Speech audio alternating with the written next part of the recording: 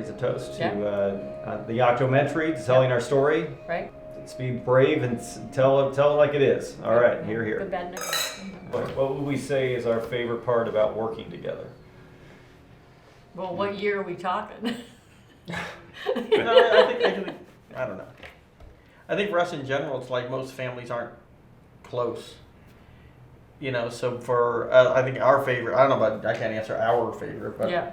you know, we're always close. So if there's something going on, we know. You know, and if you know, like when Dad wasn't feeling well or Mom's not feeling well, or you know, we know we're close. And most people are like, well, I didn't even know that this happened. So I think that's what it is that we've always been kind of close together. So, since growing up, we we were each other's like friends and family. Right. So I think that's one thing that a lot of people don't realize, that it's kind of always stayed the same. Yeah. At least for me, that's what's our favorite part. I mean, there's negatives to it too, but I don't think there's as many negatives as there's positives. Right.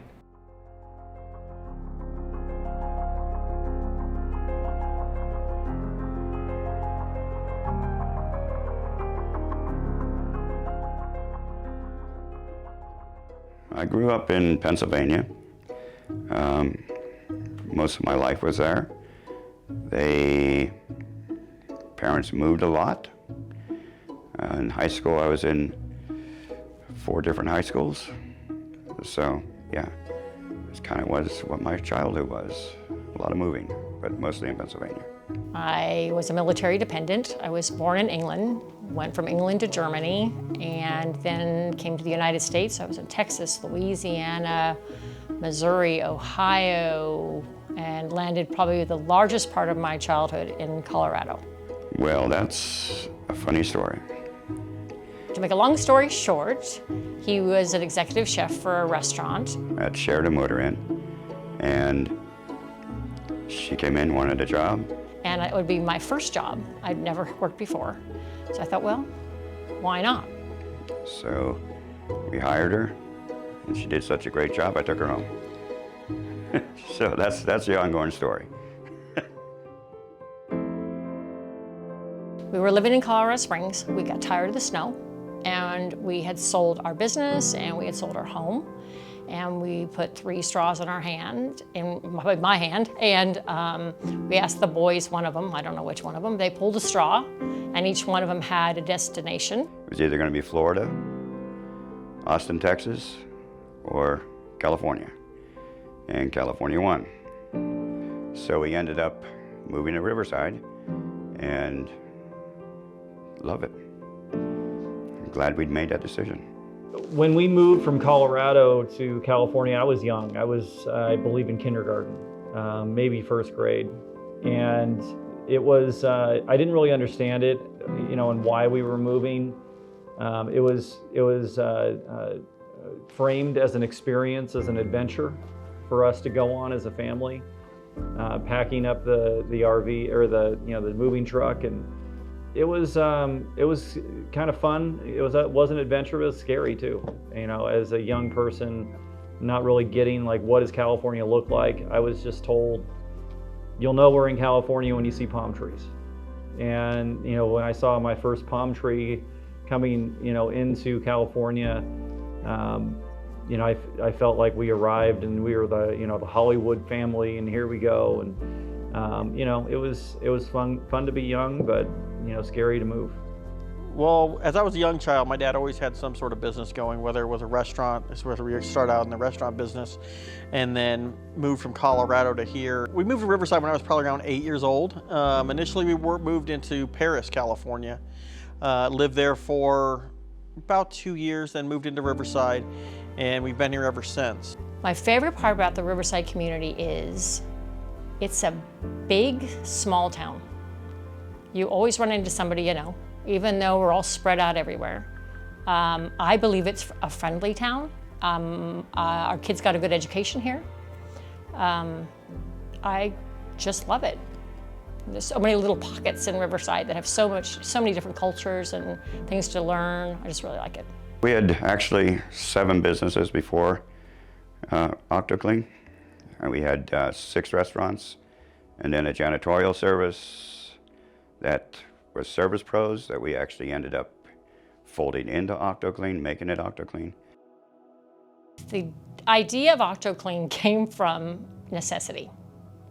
We, at the time I was running a house cleaning business, Chuck was running a catering and a window cleaning business to meet our needs. And I would just say we kind of fell into it. My mom and I were cleaning homes, and we had quite a few actually, and with a friend. And Chuck was doing more windows they could hardly manage, and catering at the time. The client said, well, what about commercial? Can you clean commercial? And Yvonne and Peggy said no. And naturally, if it's an opportunity, I jumped on it and said, sure, we can do that. First client was Masonic Temple here in Riverside. We had that for many years. At the time, Chuck was so busy, we had the 3 boys. At the time, they were all still in high school, junior high and high school. I would take them over in the morning before school, and they would clean the lodge, and I'd oversee and how they did. And the money we earned, we gave most of it to them for things like prom and all the things that they need. So that started from there. But when you're in a building with a bunch of businessmen in Riverside, they're all looking for people to clean their offices. So we never advertised. It just grew from there. We dropped the catering business. We dropped the window cleaning business. And also the house cleaning business, and just went full janitorial, commercial janitorial. So it was just, it grew organically. We had nothing to do with it. We just kept working. Then it just blossomed after that. We did all word of mouth. Basically no advertising for the first 6, 7 years. Nothing, just word of mouth. When we got to the point that we could make a living, that's where it was. We started cleaning this building in 1991, 92. So we used to clean this building either really late at night before we would have to go to school, or Early in the morning. or super early in the morning before school. And that was not always fun, because No. we would stop by Baker's and get a bean burrito, and we would usually fall Blow up all apart over our all clothes. over us. And then we'd have to go to high school. Or Dad would do the chocolate milk trick. Or we'd go get chocolate milk, and he would, he'd say, okay, go ahead and drink it, and he'd hit the gas, and it would go all over us. It was a good experience, even though, in high school, thinking that we had to come here and clean before we went to school. I mean, it seemed like a major hardship. It was a way for us to keep a roof over our head and food on the table. And my brother and I and my mom would spend our mornings or our late nights cleaning the Masonic Temple. And that was, really the way we broke into the janitorial market, while my dad was working as a general manager at a chain restaurant, here in the Inland Empire. My brother Matt and my dad and I, we would clean after school. Started off being, 2 days a week, then 3 days a week, then 5 days a week. And we would either clean before school or after school for the longest time, until we got to the point where we were had so much business, we had employees, and Matt and I were both out of high school. So at that point, we could not have to go to school all day and then turn around and work all night. Where other kids would go play sports or hang out with their friends or whatever, we went to work. And that was the grassroots of service pros that eventually turned into OctoClean. I remember our first large account, and that was Norwest Mortgage, and it was just a couple doors down from here. And they had a main lobby floor, and we got in the elevator, all psyched out to start cleaning, and the double doors of that elevator opened up, and I'm going, oh my goodness, it was a sea of cubicles. It was so overwhelming. I just stood there and froze, just looking at it, going, how are we going to get this done? And everything else we had to do that evening. So it was quite a shock. We had a little meeting in a break room and decided the most important places are bathrooms, break rooms, and executive offices, and we just kind of fell into it. I mean, we literally lost each other in the sea of cubicles. It was just crazy. But yes, I looked at both Matt and Chuck, because they bid that job, and I looked at them both and I said, "You're crazy." I said, well, "This is craziness," but we made it. We did it. We did not have experience in the industry, the janitorial industry, at all when we started this. I knew how to clean houses. Chuck knew how to clean windows, and we figured if we could do that well and not consume a lot of time at it, we could actually maybe be profitable. The product wasn't right, the timing wasn't right, we didn't plan well, but we eventually learned. And we got help from professionals, people like Waxy. It wasn't Waxy at the time, it was another company, but they gave us all the information we needed, and also making sure that we had the right product when we went back in to do it again. We have an opportunity to transform the janitorial industry with people, and I think a lot of it is being good stewards to our franchisees, being great resources to them, but also to not take what people think we are as, listen to the stereotypes and always push back. And that's what I learned from those instances. Mm-hmm. And that's what we get to be for our franchisees, is that we get to be those people where we're like, yeah, we're not tolerating that. Yeah. Like, that's not okay. That's not going to happen. And it's now at a point where I think our customers and our franchisees respect the fact that we are professionals in our industry, and that we make mistakes, but we're still going to do what we say we're going to do. And if we make a mistake, we're going to honor, we're going to vouch to that like we messed up. But we really need partnership with everybody. That's how transformation in this industry happens. It's not just because we offer the best service. Right. I think a lot of it has to do with, we know this industry has problems and we want to help fix it, and we're going to do that with people. We're at a stage now where our best asset is our years, Experience. not our hours, right? It's the years that we put into the business, and we've learned from our mistakes. And so they probably, I don't know. I don't think that there's a whole lot of care around whether Greg or I or you two could run circles around a franchisee cleaning a building. Probably not now. Because I think we still I know could. we can. I don't think there's a whole lot of care about that. No, I I don't think think what so. a franchise owner wants from us right now is, how do I deal with issues with my employees? How do I deal with training? How do I deal Exactly. with the best and most effective ways to hire, and so on? Like, that's what, we've done all of those things thousands of times. And so it gives us the opportunity to be able to help them where they need help right now.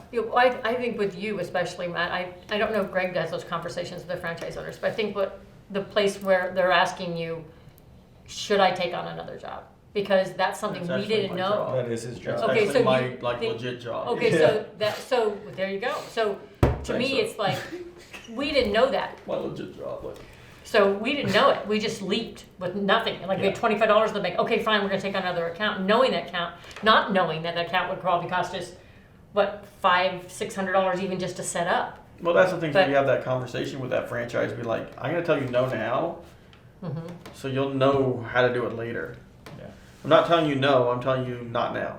Right. You get what I'm saying? Well, So- you don't want, it's like if your kids came to you and said the same thing, and you go, let's just wait a little bit. It's just not the right time. And we did that with them. We want to make sure they're ready and they don't fail. Yeah. When we were learning, when Dad was like, go out and mop the floors in here, and like we didn't know how to mop the floors. Do you remember that? I remember being difficult. Like, it was so hard. Now I look at it and be like, just mop, dude. It's not hard. Well, but the perspective is interesting now that we train franchise owners and so on. Like, it's not as easy as it seems. Like, now it's I don't remember having a mop bucket. I remember having a mop bucket. I just remember mopping like this, and instead of back mopping and like forth. figure eight. Yeah, it was just a different situation. And it would streak up and he would be so upset at us.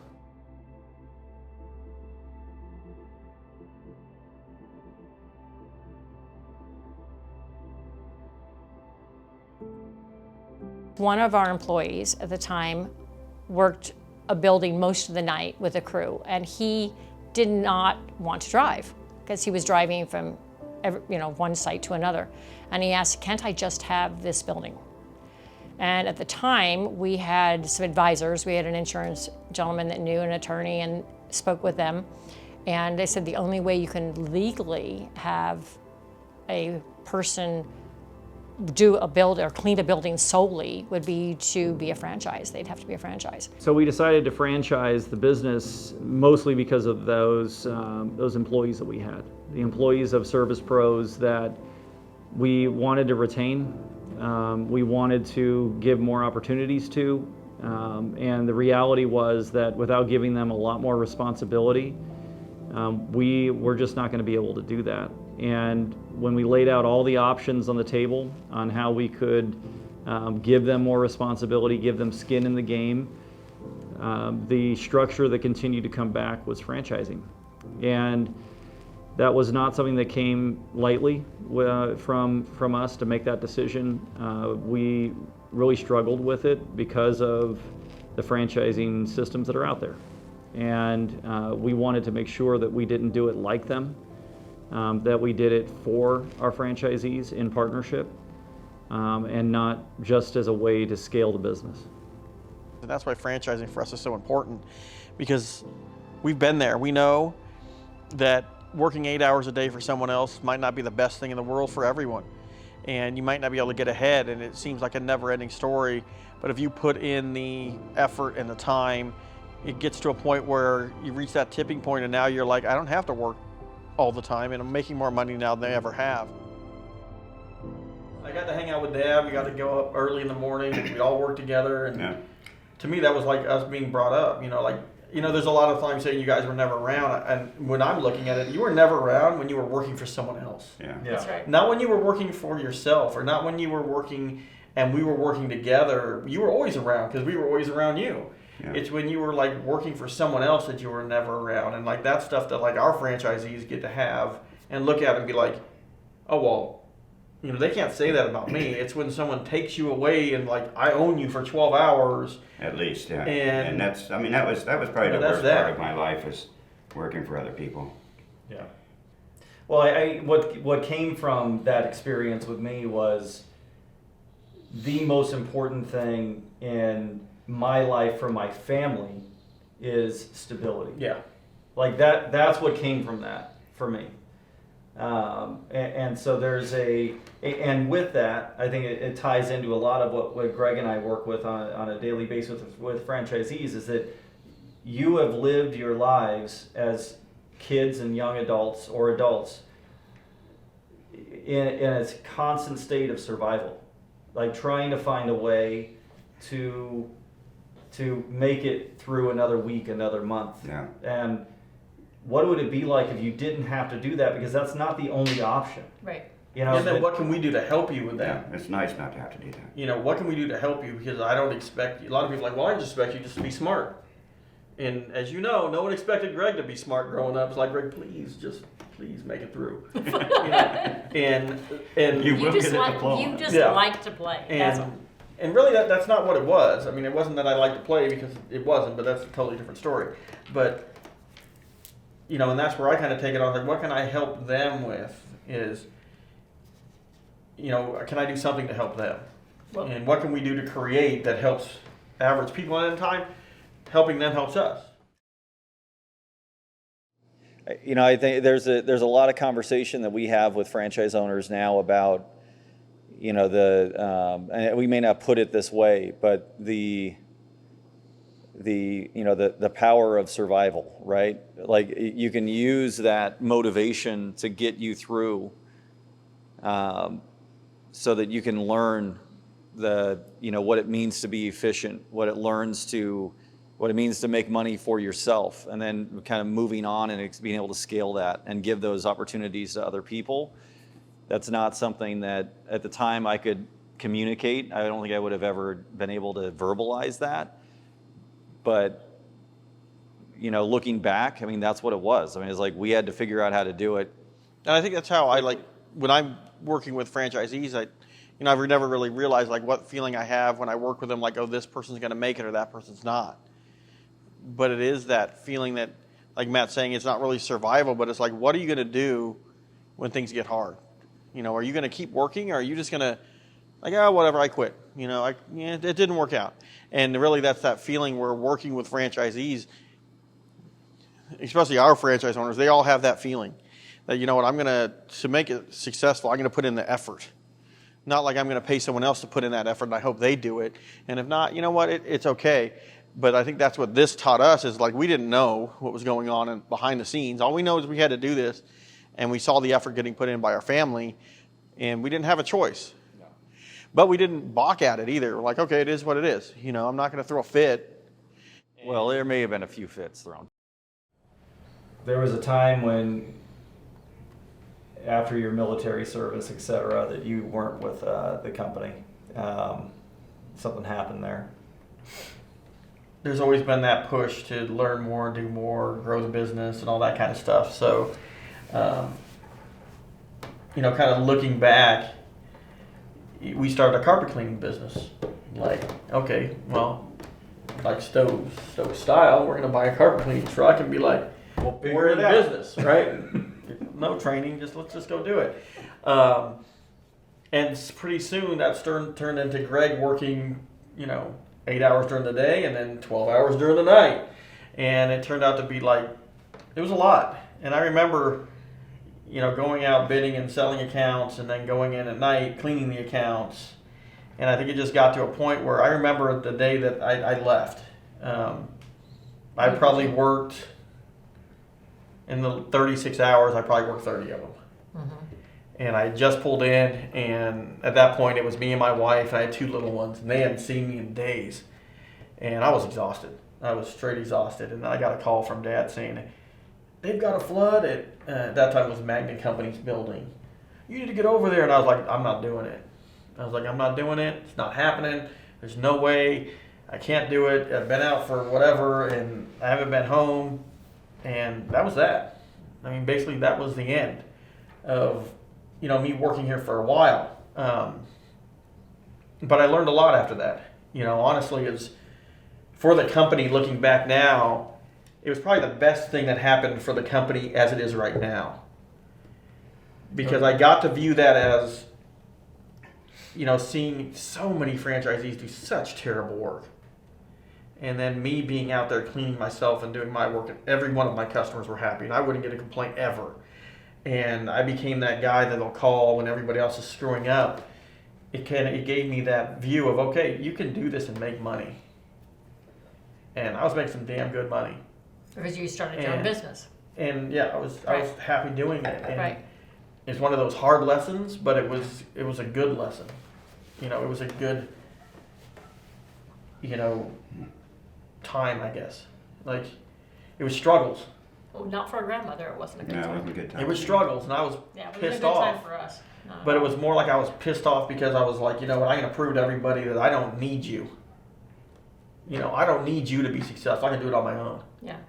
And I was, you know. Well, we've had a chance. You and I have had a chance to clean up a lot since then. But at the time, there was a lot of conversation about, you know, this was on me, right? Like I was the one who, you know, made a final decision to do something to have you not be here.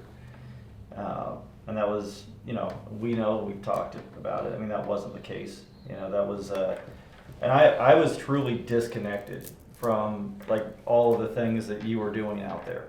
And I was busy, you know, doing the other stuff, selling accounts, keeping franchisees filled with business.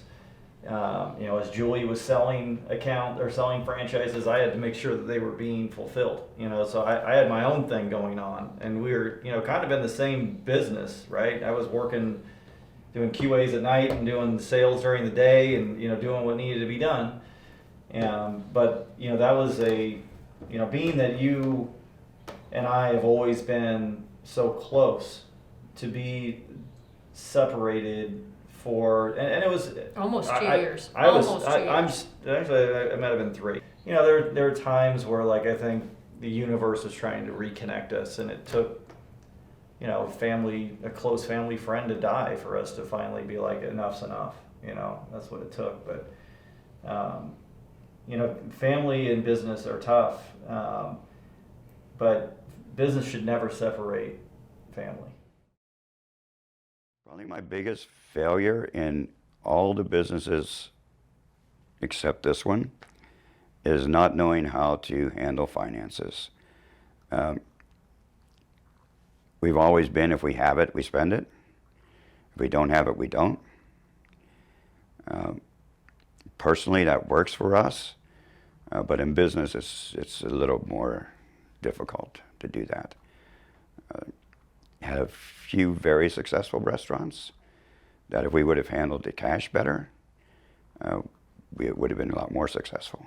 So handling your money would probably be the biggest challenge. I do not believe there's been any failure because we've learned from all the mistakes we've made. Accomplishment, I don't think we're finished yet. So it's hard to say. I think probably for me is to actually give people an opportunity to earn a living. When you get down, you just have to realize that if you don't succeed, it's not a failure. It's a learning opportunity. And if you have that in your head, that it's a learning opportunity and not a failure, then you're not scared. You're not scared to move forward. So probably the biggest thing, not for me, but the biggest thing for my wife was, wait a second, you're jumping into this restaurant, you're quitting your job, and we have 3 kids to feed? No, I don't think you should do that. Well, yeah, I did it anyway. And the kids always ate, always had a place to sleep. So you just can't have in your head that you're gonna fail. And if it's not exactly what you want, then you learn from it. Was I on board with all the new adventures that Chuck got me into? No, I was not on board. I was a typical mother. I was always wanting to make sure we could make ends meet. And when Chuck flipped from venture to venture, sometimes I was a little nervous about that. Probably after the 5th one, I probably just took a sigh of relief and knew we'd be fine. So I'd say some of them, not all of them. So, but we learned from all of them. So I think running a family business in itself is a challenge. There's a lot of personalities. Being that the youngest stayed with us from the conception, basically, of the janitorial business we started, and then the other 2 went off, one to college, one to the service. They came in with their own ideas after they finished those places and came back to us. There would be a lot of, I can do this better, you're not doing that right kind of thing. But we grew in that, all of us did. And I think the biggest challenge was getting to the place where we probably didn't want to kill each other on a daily basis. It was, we did, but as Chuck once said, if we just take a moment and breathe and listen, someone could come to the table with something that would be better than we realize. And we, as parents, we think we know it all, but it's not necessarily true. And so I think that was one of the biggest challenges. Being in a family business is fulfilling. It's great that you get to see. I spent almost 10 years of my life working side by side with my wife. We spent countless days, hours, nights, you name it, working through problems in the business. I've had the honor of working alongside my dad through all the big decisions that have had to be made. Working with my mom, working with my other brother, my grandmother. It's a fairy tale movie that you get to live in, and you also watch those movies where families argue at the Thanksgiving table and have knockdown dragouts, and guess what? Yeah, it's all of that. You get all the blessings, and you get all the arguments and all the disagreements and all of the hierarchy of family. And being the youngest and running the day-to-day operations doesn't make it easy. It's gotten easier over time. But there's always that element to it, and family is family. For me, I wouldn't have it any other way. Has it been all fireworks and, great all the time? No, but with partners or with employees, it's not always great. It just makes me, it makes me as a parent proud to see how they've excelled in life. And sure, they could be working for someone else, but I wouldn't be able to actually see how they're excelling. So yeah, I wouldn't have had it any other way. For me, I truly believe I couldn't have done it without family. I'll take that back. I could have done it without family, but I wouldn't have wanted to. Seeing the kids excel and push is probably a big motivator for me. Couldn't have done it without family. There's no way. If we didn't have family, we would never have made it. We had to have family to do this, to get where we are today. It wouldn't have worked otherwise. I think, going back in time, I mean, this was something that we always grew up having to do things that our dad or our mom wanted us to do. That was our job. I mean, and that, whether that was running, cleaning dishes in a restaurant or it was doing windows. And I think that, what I would tell them is thank you. And this has created a life for us and for so many other people. Careers that would have never been if it wasn't for this one building that my dad said, yes, we clean buildings, and we had never done it before. So thank you for the courage and, the trust in us to show up at 5:30 in the morning and clean a building before school and had no experience and had no right to be doing it. I mean, that's what I would say. Yeah, I think it definitely taught us a work ethic that I think is lost. I don't want to say completely lost nowadays, but I think sometimes when you look at it, it's, it made us not view, well, what my dad always told me growing up, it doesn't matter what they call you as long as they pay you. And it kind of, to me, that viewed like, okay, well, you can make money at doing anything in this world, no matter what it is. So, it doesn't matter that you're, well, I don't want to work as a janitor. I want to work at, fast food or something. It's like, it doesn't matter what it is, and just keep working and keep trying to get ahead. The business, this is how I see it, okay? Now that I'm older and I think more understanding, this business wouldn't be here without you two, okay? Wouldn't be here. There were moments in time when we needed wisdom to get us through times. We needed grit, that survival instinct to say, we're not going to quit, we're going to keep going, and we're going to make this happen. And I learned that from watching you two. The business as it grew, I think that we had a lot of disagreements on how things should go. I know that you and I, Dad, had a lot of, I didn't say a lot, but when we did have disagreements, they were pretty significant. Okay. Well, I think a lot of it too is the fact that I'm looking at you as a young person. And of course, your dad and I were very young when we were married. We were 19 and 17 when we got married. So we worked hard, and we felt as if we came with a lot of wisdom. And a lot of times, I think when I looked at you and thought, he's 22 years old and he's telling us how to run a business. It's like, does he really have the experience? Does he? And at the time, I would say no. But now, yes, definitely. But you learned it in the University of Hard Knocks, basically, is what you learned it. Yeah. And you learned it from the wisdom of your father, even though you two would kind of clash, and me interjecting, even though sometimes it wasn't exactly appreciated.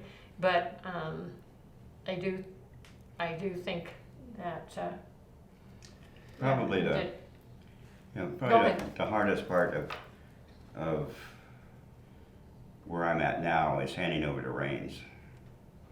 Which is hard, because it's like, it's our baby. It really is our baby. And it's like, And it's like, and there was a point where I didn't want to let go, and I think, God forbid for COVID, but anyway, it did teach us. It did change things, and it made us realize how strong you two guys are and how you pulled it all together. Because there was time when it hit, I was like, are we going to have to fold this thing? And then, hell no. and then it was amazing to watch you guys take the reins and just do it. And we couldn't do it, not with your dad out there with COVID full blown. And I think the important thing to remember around that time, because I think this will be a moment that we'll look back at for years and years and years.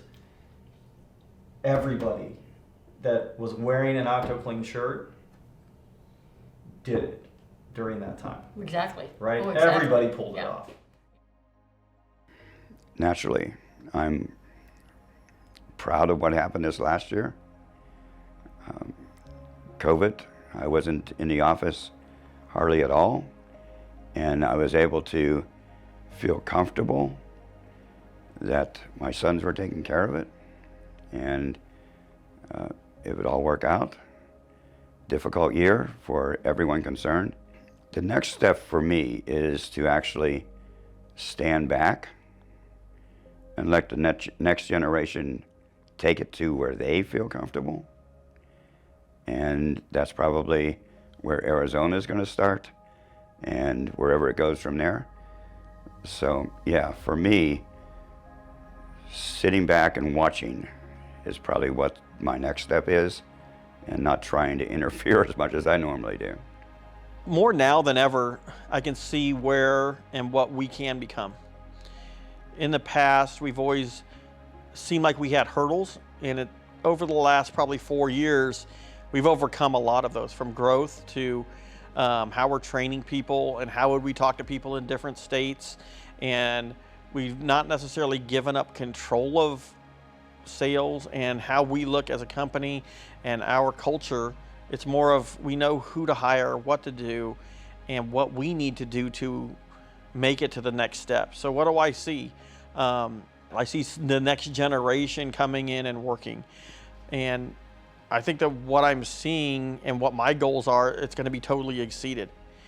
And I always set a goal, but I honestly have a feeling that this is going to be more than any of us ever dreamed about. You know, I see us being nationwide. I see us doing things that we've never even dreamt about doing.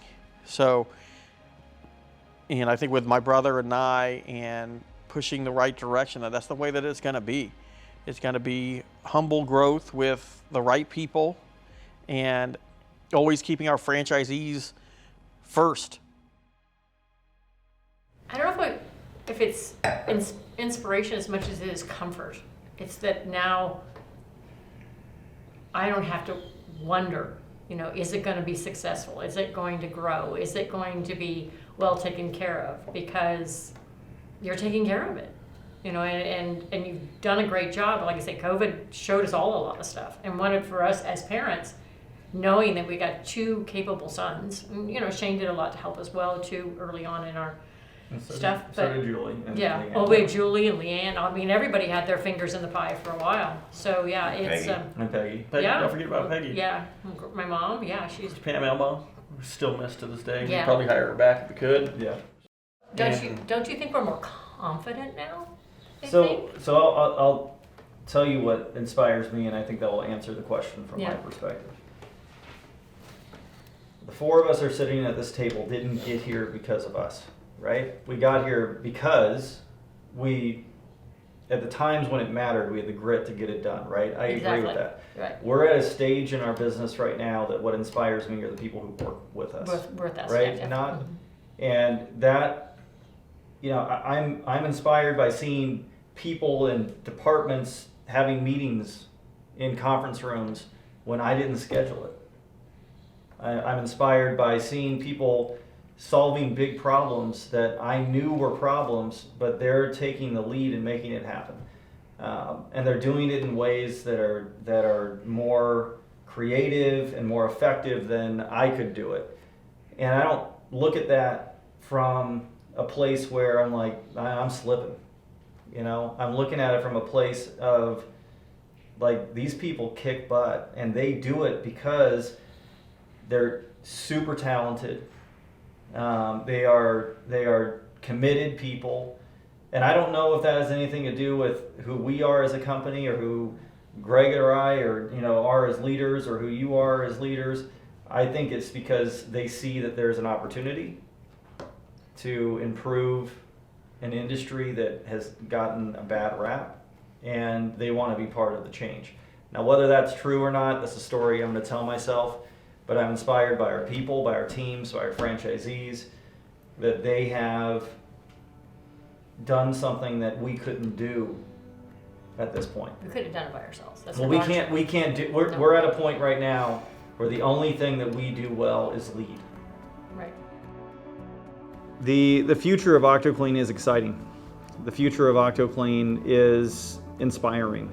I get inspired again by the people that I see succeeding within this organization.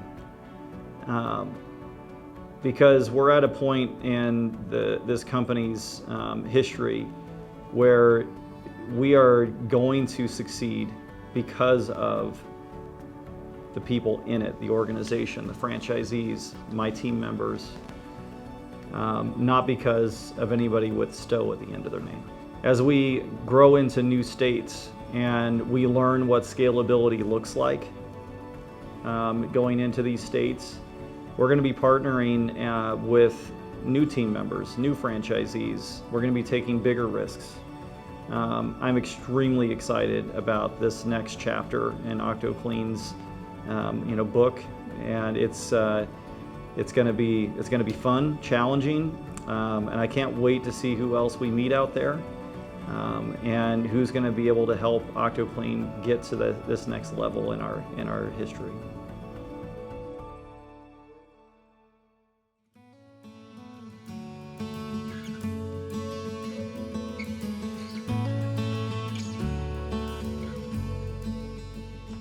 My father, he'll never see his name in lights. Worked hard at desk his whole damn life. Didn't chase his dreams, gave himself so me and my sisters would be alright. Sometimes I wonder, they'll say of me when I am gone. When my daughter's living on it, will she carry strangers? Thought that I was famous, but just that I was never home. Is it the things you've done, the places that you've been, chasing down some dream you've been imagining? Or is it making peace with who you are and where you stand? I'm trying to find what makes a man